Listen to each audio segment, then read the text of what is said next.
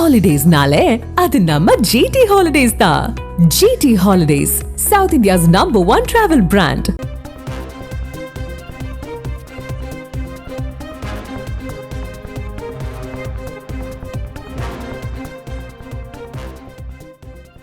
முன்னாள் குடியரசு துணைத் தலைவர் ஜெகதீப் தன்கருடைய ராஜினாமா குறித்து அமித்ஷா அவர்கள் விளக்கத்தை கொடுத்திருக்கிறார். உள்துறை அமைச்சர் அமித்ஷாவினுடைய விளக்கம் தற்பொழுது வெளியாக இருக்கிறது. விவரங்களோடு இணைந்திருக்கிறார் எமது செய்தியாளர் ரமேஷ்குமார். ரமேஷ்குமார், வணக்கம். இந்த விளக்கம் தொடர்பான தகவல் என்ன? மத்திய உள்துறை அமைச்சர் அமித்ஷா செய்தி நிறுவனத்திற்கு நேர்காணல் அளித்திருக்கிறார். குறிப்பாக மத்திய அரசு கொண்டு வந்திருக்கக்கூடிய 130வது அரசியல் சாசன சட்ட திருத்தம், அதே போல குடியரசு துணைத் தலைவர் தேர்தல், குடியரசு துணைத் தலைவராக இருந்த ஜெகதீப் தன்கர் தன்னுடைய பதவியை ராஜினாமா செய்திருப்பது உள்ளிட்ட பல்வேறு கேள்விகளுக்கும் அவர் பதிலளித்திருக்கிறார். ஜெகதீப் தன்கர் குறித்த கேள்விக்கு பதிலளித்த அவர், ஜெகதீப் தன்கர் ஒரு அரசியல் அமைப்பு பதவியை வகித்தார். அவர் தன்னுடைய பதவியை மிக சிறப்பாகவே செய்திருக்கிறார். அவர் தன்னுடைய உடல்நல காரணங்களுக்காக தன்னுடைய பதவியை ராஜினாமா செய்தார். இந்த விஷயத்தில் இதை மேலும் நீட்டி முழக்கி சில காரணங்களை ஆராய நாம் முயற்சிக்க கூடாது, அது தவறு. இதில் நீட்டி முழக்குவதற்கோ இதன் பின்னால் உள்ள காரணங்களை ஆராய்வதற்கோ எதுவுமே இல்லை என்று உள்துறை அமைச்சர் அமித்ஷா பதிலளித்திருக்கிறார். 130வது அரசியல் சாசன சட்ட திருத்தத்திற்கு எதிர்கட்சிகள் எதிர்ப்பு தெரிவிப்பது குறித்த கேள்விக்கு பதிலளித்த அவர், ஒரு நாட்டினுடைய பிரதமரோ அல்லது முதல்வரோ சிறையில் இருந்தபடி அரசாங்கத்தை நடத்துவது ஏற்புடையதுதானா? அது ஜனநாயகத்திற்கு அழகா?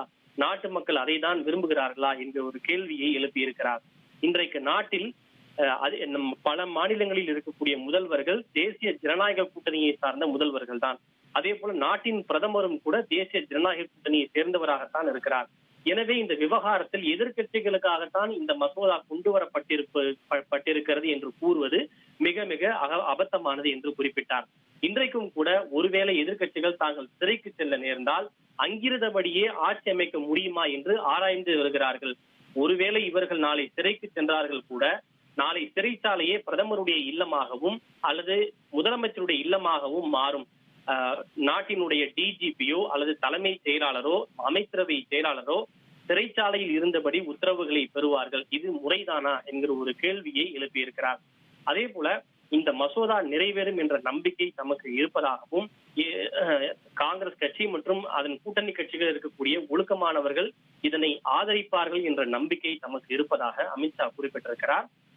சிறைக்கு சென்ற லாலு பிரசாத் யாதவை காப்பாற்றுவதற்காக அப்போதைய பிரதமராக இருந்த மன்மோகன் சிங் கொண்டு வந்த அவசர சட்ட மசோதாவை கிழித்தெறிந்த ராகுல் காந்தி தற்போது இந்த மசோதாவை எதிர்ப்பதற்கு என்ன நியாயத்தை கற்பிக்க போகிறார் என்ற ஒரு கேள்வியும் எழுப்பியிருக்கிறார். அப்போது இருந்த தார்மீக ஒழுக்கம் இப்போது இல்லாமல் போனது ஏன்? அதற்கான காரணம் தொடர்ந்து 3 முறை தேர்தலில் இவர்கள் தோல்வியை சந்தித்ததுதான் இதற்கு காரணமா என்கிற ஒரு கேள்வியும் அவர் முன்வைத்திருக்கிறார். இந்த 330வது அரசியல் சாசன சட்ட திருத்த மசோதா நாடாளுமன்ற கூட்டுக்குழுவுக்கு அனுப்பப்பட்டுள்ள நிலையில் இதில் நாங்கள் பங்கேற்க மாட்டோம் என சில எதிர்கட்சிகள் தெரிவித்திருக்கின்றன. இது குறித்த கேள்விக்கு பதிலளித்த அவர், இவர்கள் எந்த விதமான ஒத்துழைப்பையும் வழங்க மாட்டோம் என்று சொல்லிவிட்டால் நாடு இன்றிலிருந்து நடத்த முடியாமல் போய்விடுமா?